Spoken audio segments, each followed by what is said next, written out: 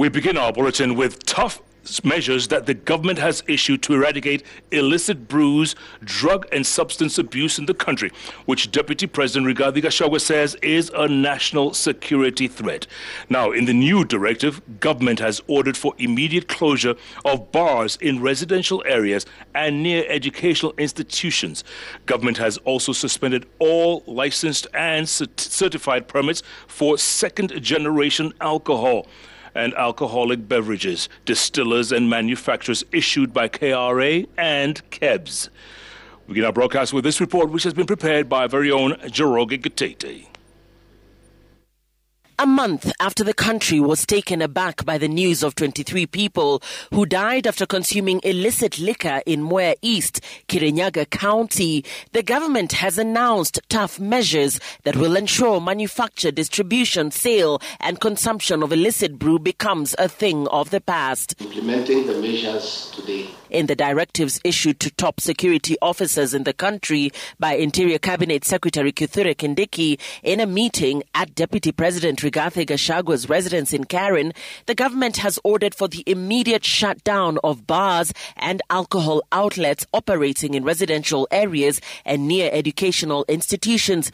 Kindiki also announced the suspension of licenses issued to second-generation alcohol distillers and manufacturers. All licenses and certification permits for second-generation alcohol and alcoholic beverage distillers and manufacturers issued by the Kenya Revenue Authority and the Kenya Bureau of Standards stand suspended with immediate effect. In what could see the return of the once famous Mutudo laws, government has directed that no bars will be allowed to operate beyond the stipulated hours of 11 p.m. and that those found violating will be fined or imprisoned and their licenses withdrawn.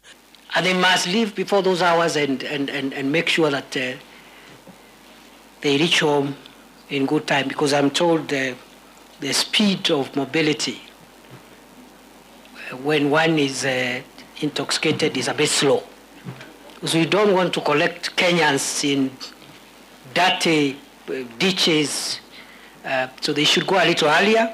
Woe unto you if you work with KRA, KEBS, Public Health, NACADA, Police, Ngao, or the Anti-Counterfeit Agency, and you operate an alcoholic outlet. All public officers currently operating such premises are required to shut them down or resign from the service with immediate effect.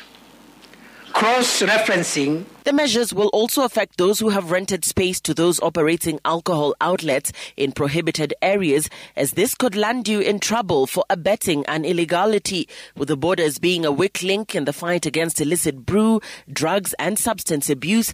The government has directed vetting of all officers manning border points, highways and regional offices, and also enhance surveillance. Ethanol, bangi must not come through our borders, because you are there and you have work to do. And we are also going to talk to the officers of KRA, KEBS, NACADA and all the others. That is our weakest link in this fight, especially on bangi and ethanol. Gachagua says the government will not hesitate to fire and prosecute security officers who collude with those involved in the business of selling illicit brew and drugs. Where officers have failed to perform their duties by acts of omission or commission, they will not be transferred to other counties, because that is essentially transferring failure, and all counties are part of this republic. The county security committees, which have been provided with a list of approved and licensed manufacturers, distillers, pharmacists and agrovets, have been directed to shut down and destroy those not within the approved list within 10 days. And it's no longer a social issue.